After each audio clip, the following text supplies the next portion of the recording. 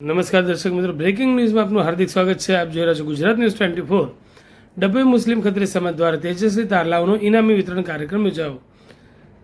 પ્રથમ 3 ક્રમાંક લાવનારને કુલ 45 ઇનામો અને સામાન્ય પ્રોત્સાહક ઇનામો 264 બાળકોને આપવામાં આવ્યા।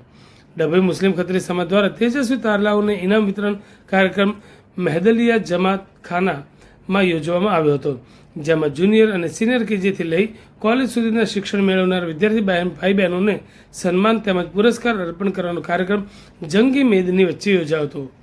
ડભોઈ મુસ્લિમ ખત્રી સમાજ દ્વારા તેજસ્વી તારલાઓને ઇનામો વિતરણ કાર્યક્રમમાં ડભોઈ ખત્રી સમાજના પ્રમુખ ખત્રી હાજી ફકીર મોહમ્મદના અધ્યક્ષ સ્થાને યોજાયો હતો।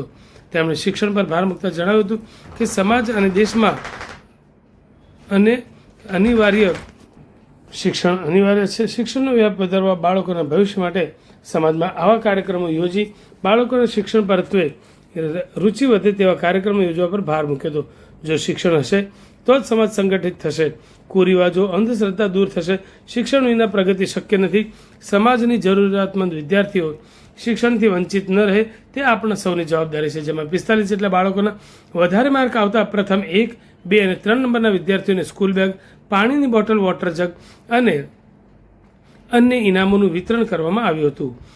આ પ્રસંગે ખત્રી સમાજના ઉપપ્રમુખ ખત્રી બિલાલગંજી, મહામંત્રી ખત્રી હસનભાઈ ભાગોળવાળા, ખજાનચી હાજી નિસાર ચાચાવાલા, મંત્રી ખત્રી ઇબ્રાહીમભાઈ દાવર, સહખજાનચી ખત્રી હાજી સોએબ સહિત આગેવાનો ઉપસ્થિત રહ્યા હતા। જ્યારે ખત્રી ઇમરાનભાઈ ઇદ્રીશભાઈ મહેતા, ડભોઈના સૌ પ્રથમ ખત્રી સમાજના વકીલ અને સલમાન ઇસ્માઇલભાઈ કારાવાલા હાફિઝની પદવી હાંસિલ કરનાર સમાજના આગેવાનોએ સન્માન સાથે વિદ્યાર્થીનીઓને પ્રોત્સાહન કર્યા હતા। જ્યારે ખાસ દુઆ કરવામાં આવી હતી કે ભારત દેશમાં ખાસ ભાઈચારો, કોમી એકતા રહે અને વરસાદ પણ વહેલો આવે, પશુ પક્ષીઓની તરસ મિટાવે માટે દુઆ કરવામાં આવી હતી। આ પ્રસંગે ખત્રી સમાજના લોકો મોટી સંખ્યામાં હાજર રહ્યા હતા। ડભોઈ મુસ્લિમ 22 ખત્રી સમાજનો આજ રોજ એજ્યુકેશન પ્રોગ્રામ હતો। એ પ્રોગ્રામના અંદર પ્રમુખ સ્થાને હાજી ફકીર મોહમ્મદ ખત્રી અને ઉપપ્રમુખ સ્થાને હાજી બિલાલભાઈ ખત્રી ગજીવાલા અને કમિટી તરફથી આ પ્રોગ્રામ હતો। એના અંદર 45 વિદ્યાર્થીઓને 1, 2, 3ના ઇનામ આપવામાં આવ્યા હતા અને 264 વિદ્યાર્થીઓને પ્રોત્સાહન ઇનામ આપવામાં આવ્યા હતા।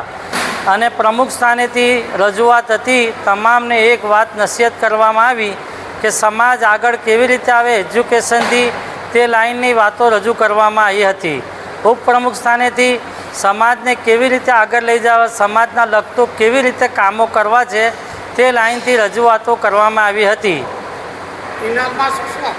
ઇનામના અંદર અમારે ત્યાં ફર્સ્ટ છોકરાને મોટું કુલર સ્ટીલનું, 2 નંબરવાળાને પણ નાનું કુલર, એનાથી નાનું કુલર અને પ્રોત્સાહન ઇનામ 264 વિદ્યાર્થીઓને આપવામાં આવ્યું હતું।